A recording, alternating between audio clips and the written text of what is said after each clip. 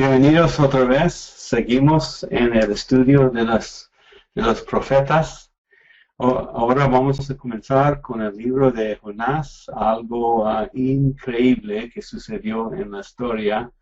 Aún hasta otra vez hay mucho debate si es algo verdadero o es una parábola. Vamos a tratarlo como la historia, algo increíble que sucedió con la persona de Jonás en el libro de Jonás. Comenzamos con una foto bien rara. ¿Cuál es la actitud de Dios hacia los pecadores y los perdidos? La verdad es que hay gente bien extraña, bien diferente, gente que nos gusta, otros que no tanto, ¿no es verdad? ¿Se sentirá cómodo al compartir a Cristo con estas personas? Gente tan distinta y rara. Realmente eso es lo que encontramos, algo muy parecido en el libro de Jonás. Mire, este hombre podría compartir a Cristo con esta persona, decirle que Dios le ama, ama más a mí y a ti más que a estas personas. Encontramos gente distinta en este libro, gente que los judíos odian. Realmente así fue. Datos del libro, su nombre quiere decir paloma, quizás porque Jonás es el que va volando, escapando del llamado de Dios. Quizás fue nombrado así en la soberanía de Dios. Fecha del libro, otra vez, antes de el cautiverio por los de Asiria. Algunos dicen que fue escrito después del regreso a Judá, después de Babilonia, después de Asirio, porque no quieren asignar el mensaje de Jonás a la profecía. Pero nosotros vamos con la fecha de 760, porque reconocemos que Dios es capaz de comunicar el futuro. Porque este libro está relacionado con otro libro que toca el mismo tema de cierta ciudad. El escenario del libro de la comunicación es sobre una nación idólatra, tiene un pez como Dios, capital de la nación, está muy cerca a la ciudad sobre la cual está escrito este libro, y Nahum es el seguimiento de la profecía. O sea, Jonás profetizó sobre esta nación, esta ciudad, también Nahum, que vamos a ver en la segunda parte de esta hora. El propósito del libro es hablar del juicio y reconocer la gracia de Dios, aún con las naciones que fuera de Israel. Así vamos a ver en este libro y en la vida de Jonás.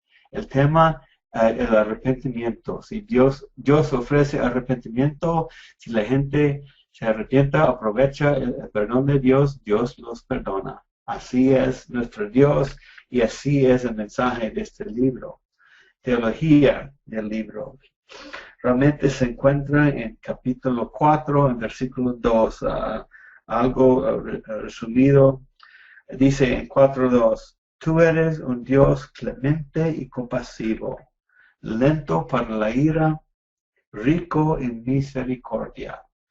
Y Jonás sabía todo eso de Dios, pero huyó de su presencia, que vamos a ver ahora.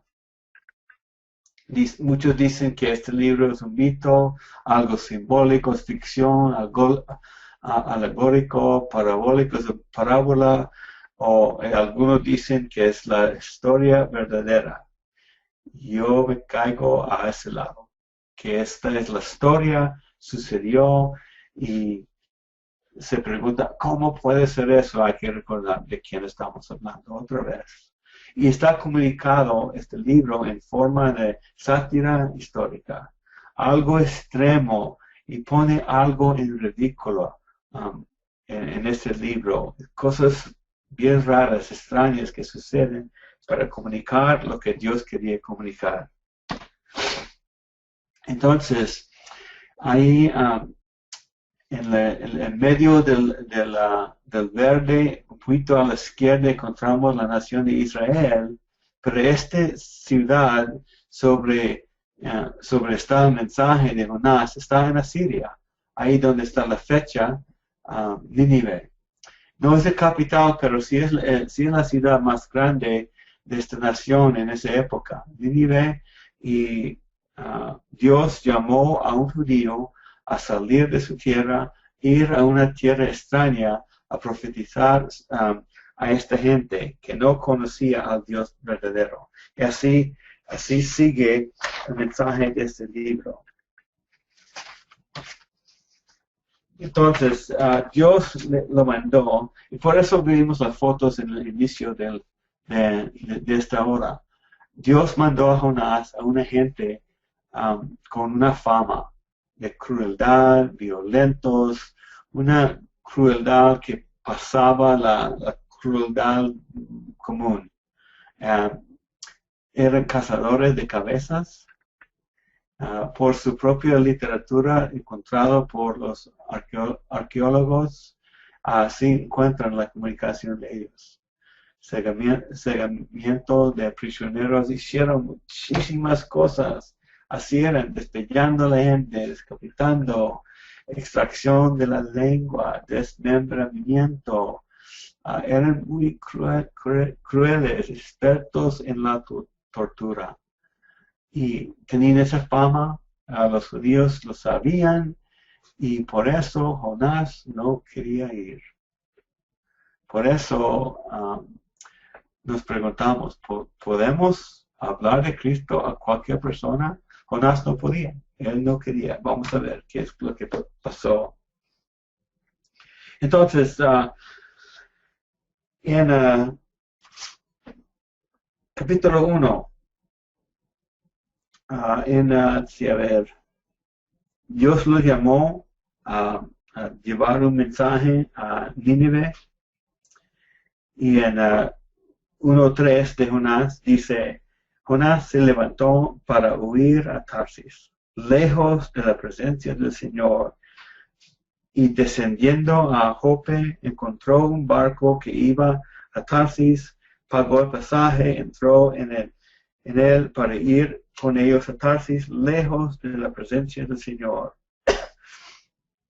No sabemos exactamente dónde está Tarsis, pero especulan que está en España, y eso está algo lejos de la presencia del Señor en Israel. Jonás no quería obedecer a Dios, no quería ir a esa gente tan cruel, con una fama muy conocida, no quería obedecer a Dios. Y esto no es lo que uno espera encontrar de los profetas, pero sí sabemos dónde está Jope.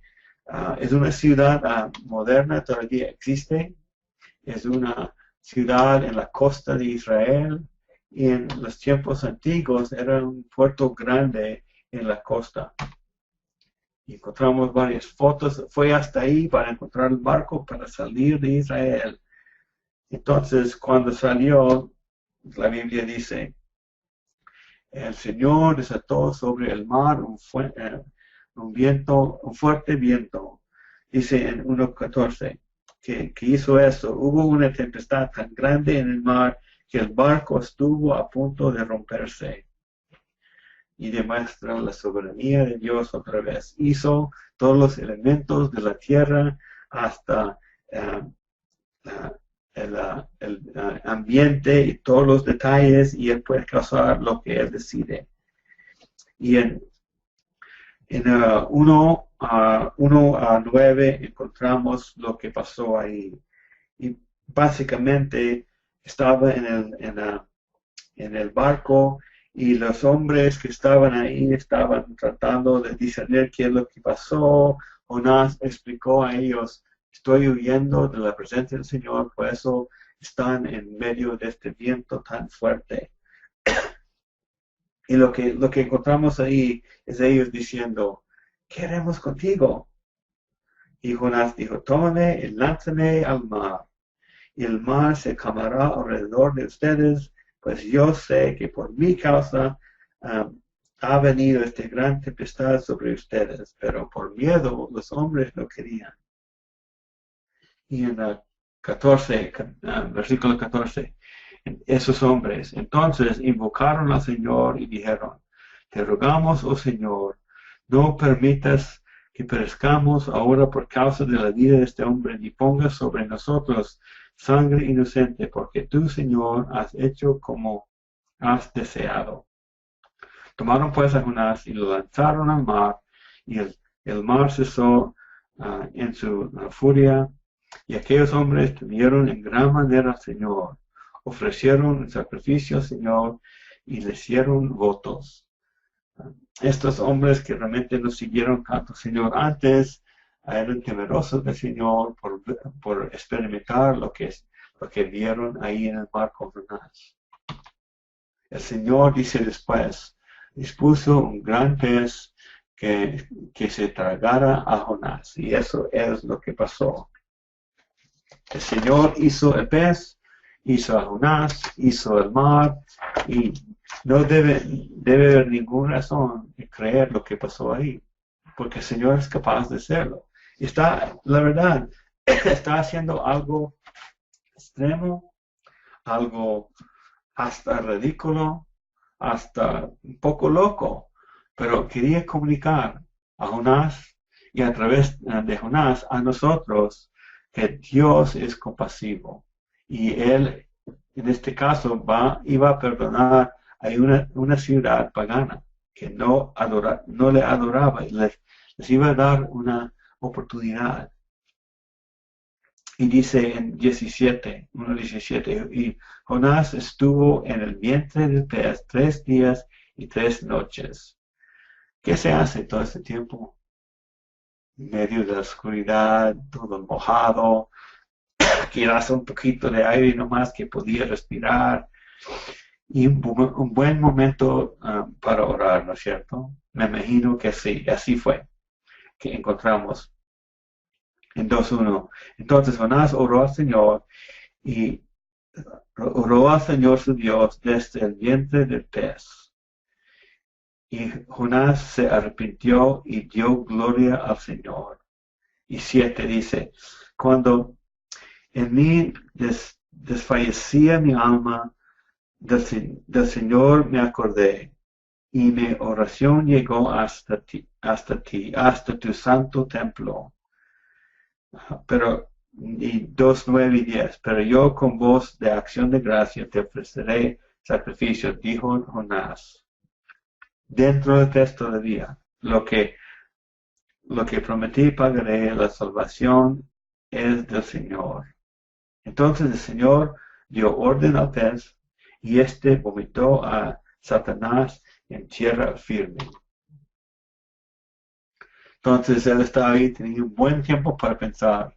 Desobedeció al Señor, se arrepintió y dio gloria al Señor, y tenía que cumplir su ministerio.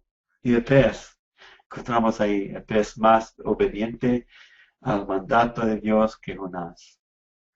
Dios puede usar cualquier cosa en nuestra vida para cambiar nuestro camino. Somos sus hijos, nos va a disciplinar, nos va a dirigir, y es capaz de usar cualquier cosa en nuestra vida. Entonces, seguimos a capítulo 3. La palabra del Señor vino por segunda vez a Jonás. ¿Qué podemos aprender de esto? ¿Cuál es la palabra que vino a Jonás otra vez? En 3:1. La palabra del Señor vino por segunda vez a Jonás y dice en 3:2, levántate, ve a Nínive, la gran ciudad, y proclama en ella el mensaje que yo te diré. Encontramos el mismo llamamiento, el mismo mandato, y demuestra que cuando Dios llama, cuando Dios quiere hacer algo, lo va a hacer. Con quien sea y cómo sea, si Él escoge a alguien para hacer algo, van a hacerlo. Y a los hijos de Dios no nos puede usar. Nos está conformando a la imagen de su Hijo Jesucristo. y nos va a disciplinar, corregir, dirigir, y eso es exactamente el mismo mandato, el mismo mensaje, el mismo lugar, mismo llamamiento.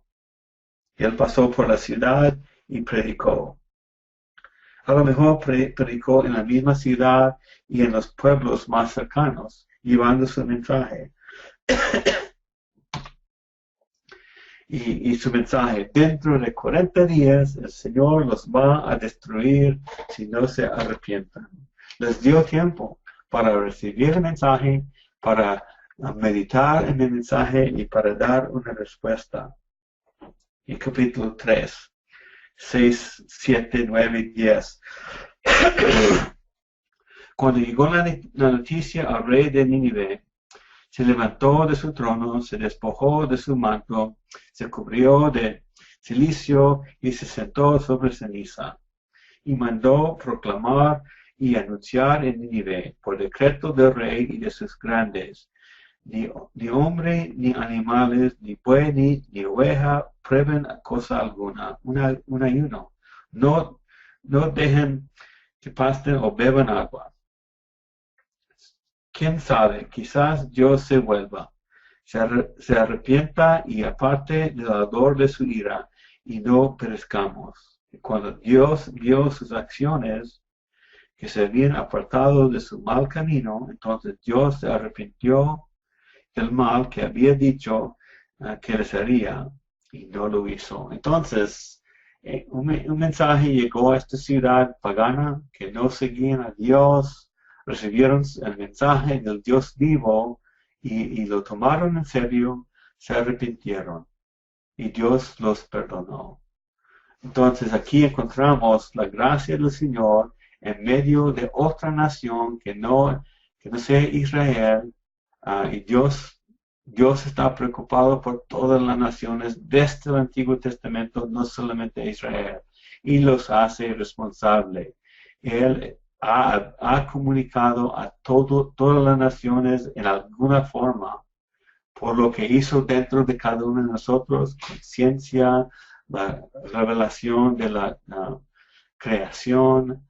Todos tienen algo dentro de sí y ellos recibieron el mensaje de Jonás y aprovecharon de la oportunidad y no fueron condenados, no fueron castigados. Seguimos hasta el capítulo 4, donde encontramos, pero esto desagradó a Jonás en gran manera y se enojó. Se arrepintieron, el Señor no los castigó y se enojó. Eso no es lo que uno espera de un profeta, ¿no es cierto? Él tenía una sana teología, pero no compartía el amor de Dios por los perdidos. En 4.2 otra vez se enojó. En 4.1, en 4.2 dice, Señor, ¿no era esto lo que yo decía cuando aún estaba en mi tierra? Por eso me anticipé a huir a Tarsis, porque yo sabía que tú eres un Dios clemente y compasivo, lento para la ira y rico en misericordia, y que te arrepientes del mal anunciado. Él quería verlos juzgados, condenados, y no podía captar o sentir o aceptar la grandeza de la gracia y el perdón de Dios. Y Jonás sabía todo esto, era judío, aprendió de la palabra de Dios, pero ese mismo principio fue comunicado en Éxodo, capítulo 4. El Señor, Dios compasivo y clemente, lento para la ira, dice Éxodo 34:6, abundante en misericordia y verdad. No estamos hablando de ningún principio nuevo aquí. Bien comunicado, Jonás lo sabía. Jonás fue perdonado, pero no pudo regocijarse en el hecho de que los habitantes de Nínive podrían ser perdonados también. No reconoció toda la verdad, porque La verdad expresada por forma escrita está ligado con el amor. La verdad, el amor, parte de lo que es nuestro Dios. No debemos olvidar eso. No podemos sacrificar el amor a poder predicar la verdad, ni sacrificar la verdad a poder mostrar el amor. Dios, el perdón de Dios es tan grande, puede perdonar quien sea por cualquier cosa que sea. El amor y compasión de Dios se extiende a todas las personas, no solo a los hijos de Israel, no solo a los cristianos. El Señor muestra amor a todo el mundo. Manda lluvia, manda calor y frío, demuestra su amor cada día. Si responden de manera adecuada, que agrada a Dios, eso sí es la cuestión. ¿Cuáles principios verdaderos o cuáles principios son revelados en el libro de Jonás? Voy a leer al final del libro, en capítulo 4, 9 a 11. Entonces Dios le preguntó a Jonás,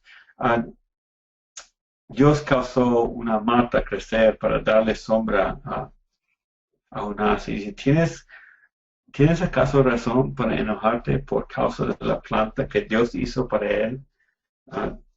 Y Jonás dijo, tengo mucha razón para enojarme hasta la muerte, le respondió. No le agradó a Jonás nada el resultado de su ministerio. Estaba enojado por cualquier cosa.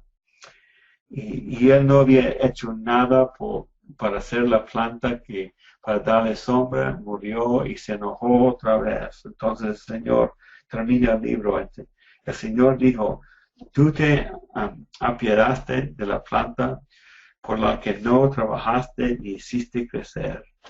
El Señor lo hizo. Que nació de una noche y en una noche pereció. Y hace una comparación de las cosas que el Señor hace. Y pregunta a Dios a Jonás en 4:11. ¿Y no he de apiadarme yo de Nínive, la gran ciudad, en la que hay más de 120,000 personas que no saben distinguir entre su derecha y su izquierda, y también muchos animales? O sea, Dios hizo todas esas personas y animales. Quería mostrar su amor.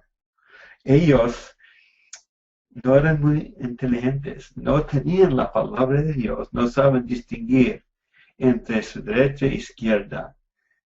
No eran muy inteligentes, no tenían la ley de Dios, no tenían mucha información como tenían los judíos, pero todavía Dios quería perdonarlos. Por eso escogió un hombre que sí conocía a Dios, los mandó y él quería mostrar su bondad y así lo hizo. Y Dios tiene el derecho de perdonar a los más malos del mundo. Claro que sí. Debemos aprender de eso, aunque para nosotros no es fácil, para nada. Si alguien lastima un querido, un ser querido de nosotros, difícil perdonarlo, ¿no es cierto? Pero Dios sí perdona, sí puede y sí ofrece la oportunidad de arrepentirse y recibir su perdón, si el pecado que sea. Él perdona. Y así eso es lo que aprendemos de Jonás. Grande es su compasión, su misericordia, su gracia, y se comunica a todas las naciones del mundo, a todas las personas. Ese principio se repite en Romanos por Pablo. Tendré misericordia de que yo tenga misericordia. No importa si no estamos de acuerdo. Él puede mostrar y ofrecer su misericordia. Tendré compasión del que yo tenga compasión. Sí perdona. Y no podemos decir que hemos pecado demasiado, que el Señor no nos quiere perdonar. Eso no es verdad. Eso no es reconocer el Dios de la Biblia, la grandeza de su perdón y gracia. Tiene compasión por los pecadores. Y, y eso está muy grande, ese mensaje, si entendemos la seriedad de la violencia de los asirios. Porque eran crueles, Dios los perdonó. Eran asesinos, Dios los perdonó. Torturaron a la gente, Dios los perdonó. Y eso es el mensaje. Otro principio que encontramos en Jonás. Para los que conocen a Dios, los hijos de Dios, los discípulos, los cristianos, un principio que encontramos aquí. El camino de la desobediencia es la ruta más larga entre dos puntos en la voluntad de Dios. Recibimos o reconocemos algo en un principio para nuestra vida, desobedecemos y Dios aún así nos lleva a regresar a la obediencia. Pero cuando decidimos a desobedecer, puede ser un camino largo y difícil hasta llegar al momento de arrepentirnos, cambiar la mente y obedecer y seguir la voluntad de Dios, porque Él es nuestro Padre y así es para los hijos de Dios. Eventualmente Dios nos va a disciplinar y cambiar nuestro camino y nos pone en un camino bien difícil. Si es necesario, eso es lo que hizo con Jonás. Y cumplió su voluntad a Dios. Y escogió a quien quería escoger para hacer lo que él quería hacer y lo cumplió. Así se encuentra en Jonás. Seguimos a otro libro que está muy ligado al libro de Jonás. A Nahum, lo más probable es el libro favorito de Jonás. Porque lo que pasó aquí es que esta gente regresaron a sus maldades, regresaron a su estilo anterior de vida. Y este libro cuenta con algunas de las escenas de batalla más intensos de toda la literatura antigua del cercano oriente. Porque aquí estamos hablando de una nación vencida por otra, Asiria y Babilonia. Datos del libro primero. Su nombre quiere decir bienestar o consuelo. Que él va a hablar a Judá sobre la nación de Asiria. Fecha. Cuando estaban las ciudades de Tebas en Egipto y la ciudad de Nínive en Asiria. Todas esas naciones están ligadas en la historia. Tenían interacción. En este caso, guerra. Con muchas batallas, mucha violencia.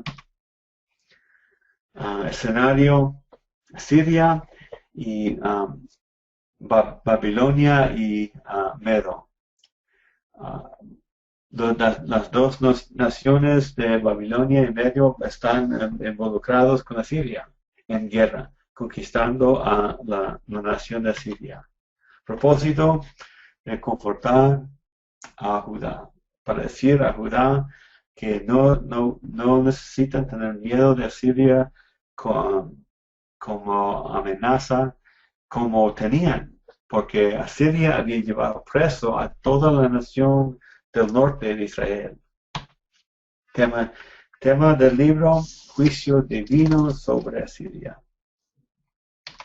Teología, ira y el carácter santo de nuestro Dios. Es paciente, como vimos, paciente y misericordioso, como vimos en Jonás, Nínive, cuando él profetizó. Pero siempre, y este libro demuestra eso, siempre llega el momento cuando Dios dice no más. Cuando la maldad es persistente, Dios dice, ya no más, no aguanto más, ustedes van a recibir la ira, van a recibir el castigo, van a recibir para nosotros cristianos disciplina.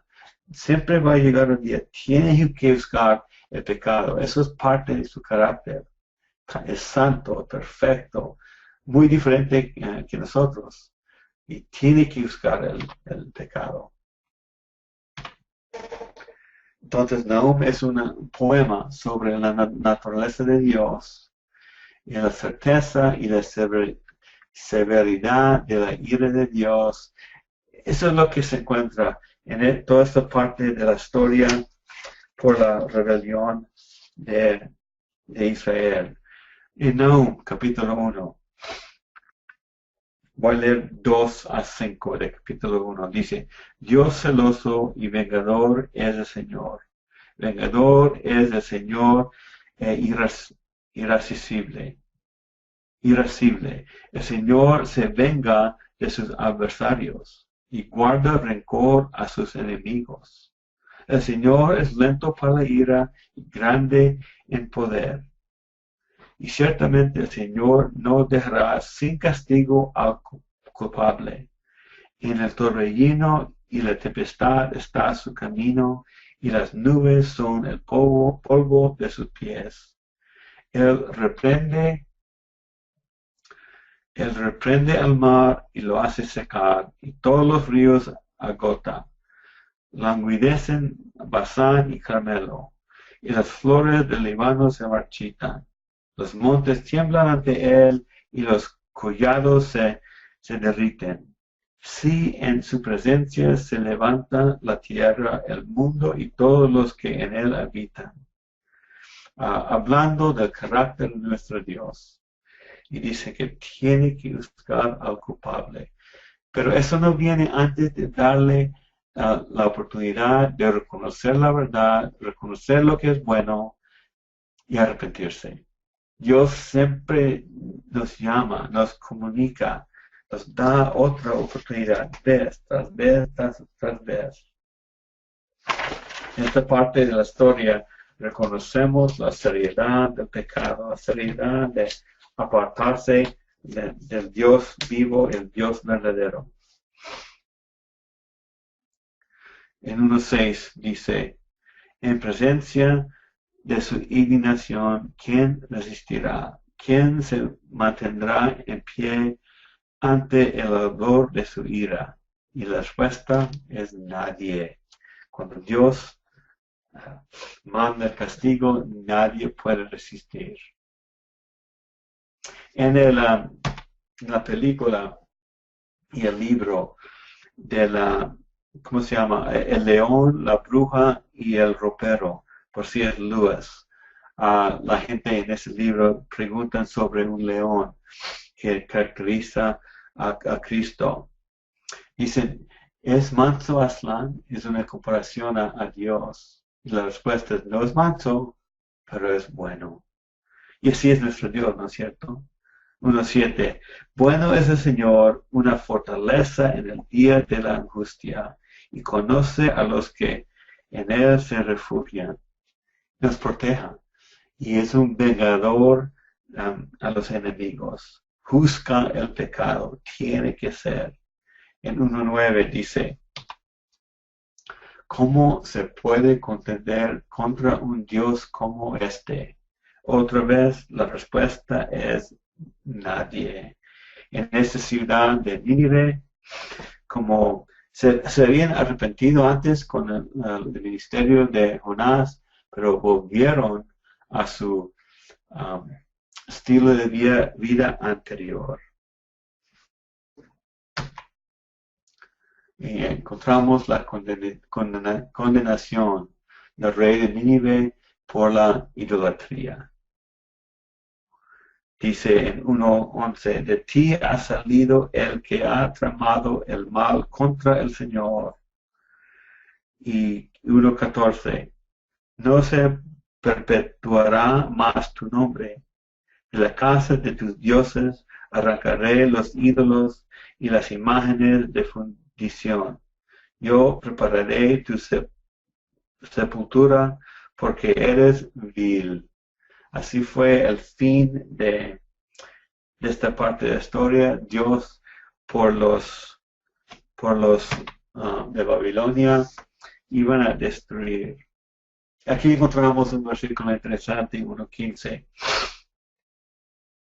Dice que los pies traen buenas noticias. Está repetido por Pablo también en Romanos. 10:15. Aquí cambia el enfoque del mensaje de Nínive, del rey de Nínive, y habla a Judá. Dice 1:15, miren, sobre los montes andan los pies del que trae buenas nuevas, de que anuncia la paz. Celebra tus fiestas, Judá, cumple tus votos, porque nunca más volverá a pasar por ti el malvado. Ha sido exterminado por completo. Si recuerdan, Asiria llevó preso a la nación del norte de Israel. Después llegaron hasta el sur, atacaron a Jerusalén, pero no podían vencer y regresaron a su país. Y aquí se encuentra la buena noticia. Asiria vino, los atacó, regresó y todavía tuvieron miedo que iban a regresar, porque eso fue su estilo, eso fue su estrategia.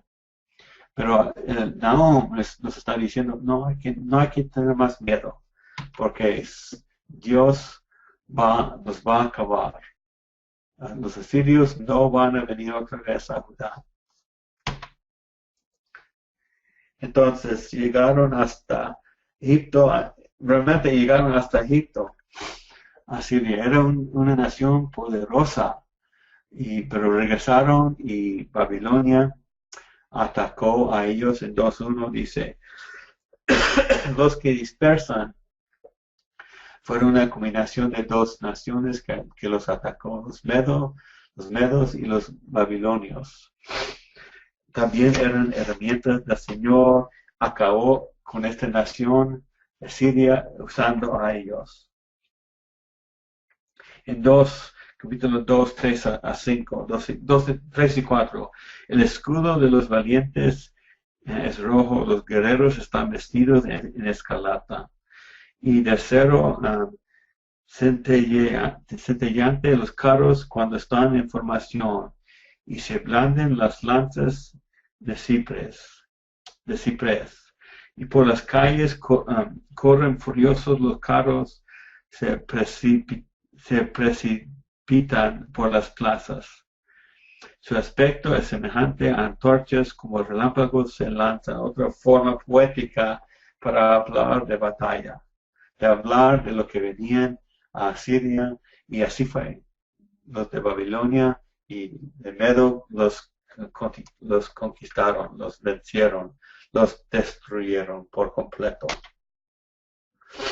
Y Nínive fue sitiado y capturado en el año 612, y si recuerdan, eso es unos años antes del cautiverio de Judá por Babilonia, no por Siria, sino Babilonia.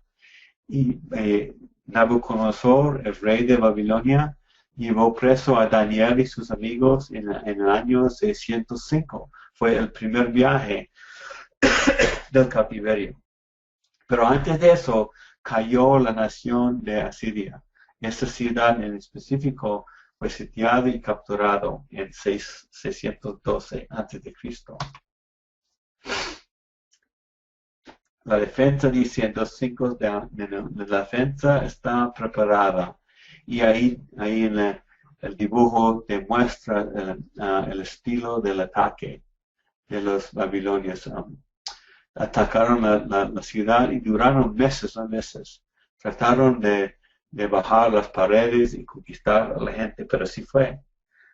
Fue cumplido la profecía de Nahum en Nínive.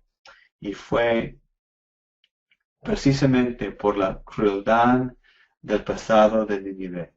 Así era esa gente, cruel, torturaron a muchos, fueron demasiado allá con los presos. Ay de la ciudad sanguinaria, dice en 3:1, hecha sangrienta por las campañas militares despiadadas, sin control. Fuera de control, los guerreros hicieron demasiado. No aprendieron del mensaje de Jonás unos años antes, y fue cumplida la profecía de Nahum. Dice, Dios lo llama ramera, así como a Israel y Judá. ¿En qué consiste la prostitución de Nínive? Adoraron dioses falsos. Esos dioses, a lo mejor demonios, los formaron su manera de pensar y su manera de pensar fue muy cruel. Prostitución, así lo dice Señor. Y realmente vamos a ponerlo en palabras modernas. Participando en otras religiones es prostitución. Adorando a cualquier cosa que no sea el Dios verdadero de la Biblia, eso es idolatría y prostitución. Porque Dios quiere una relación fiel con nosotros. Hace la comparación al matrimonio. Y así es. Así de estrecha quiere su relación con nosotros. Y adorar y seguir a cualquier otra cosa es prostitución. Y así fue Nínive, así fue Israel y Judá, por eso fueron a cautiverio. Aquí en 3.8 habla de la ciudad Amón. Y es otro nombre para la ciudad de Tebas en Egipto. Y esas naciones, Asiria y Babilonia, llegaron hasta Egipto porque había muchas riquezas, había razones por qué atacarlos. Y esa ciudad, Tebas, cayó también por idolatría. Aquí encontramos un ejemplo de las riquezas en Tebas, pero encontramos ídolos y fueron destruidos. Y Asiria no aprendió. Aquí encontramos algo escrito por los asirios, la ciudad entera, que escribió un rey de Siria en 663 antes de Cristo. La ciudad entera, mis manos capturaron la plata, las piedras preciosas, el oro, el contenido de su palacio y todo lo que había, vestidos en colores, teles, caballos y personas, hombres y mujeres. Eso es lo que el rey de Siria hizo. Y hizo caer una ciudad idólatra, pero no aprendió que la razón de la destrucción fue por prostitución, fue por idolatría. ¿Cuál es el punto que Nahum está haciendo? Pues se encuentra en 3:11 a 15. El punto es que debían aprender. Otra ciudad mala no fue protegida, y entonces ellos tampoco. Idolatría por todos lados, siguiendo otras religiones, y eso requiere condenación. Entonces sí cayó la ciudad, fue destruido por Babilonia. Dios cumplió el mensaje de Nahum, que fue ánimo para Judá, porque tenían miedo de ellos. Ánimo para uno, destrucción para otro.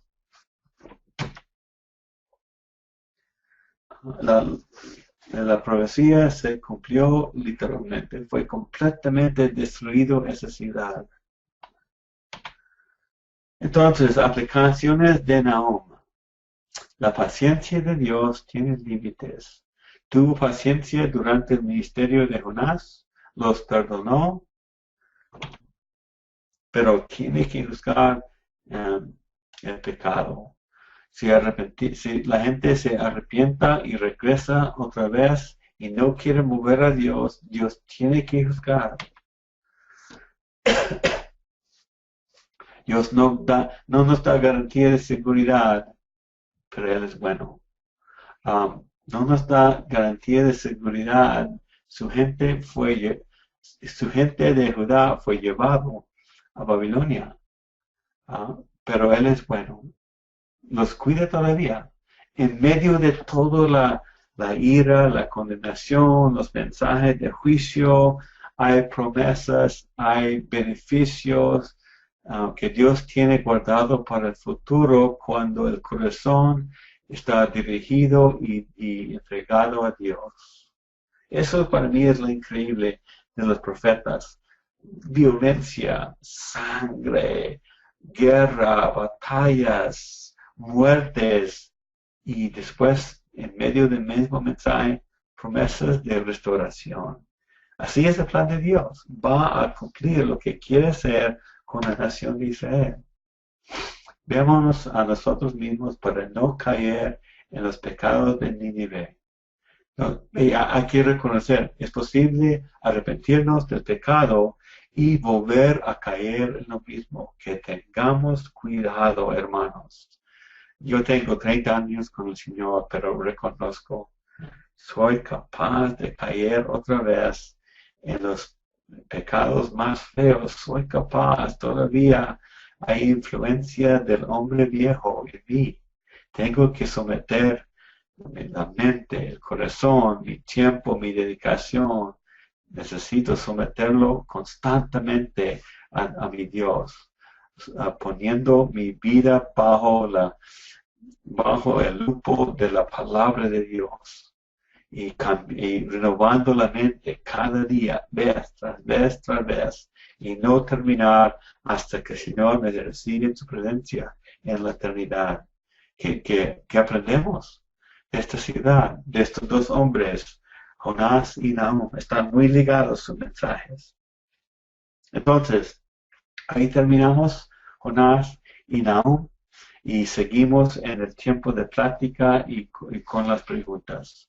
Que Dios los bendiga, que Dios los bendiga y que nos vemos la semana entrante. Y tenemos una sola lección, 2 horas más, una sola noche y terminamos todo el resumen del Antiguo Testamento. Que Dios los bendiga. Nos vemos en la próxima lección.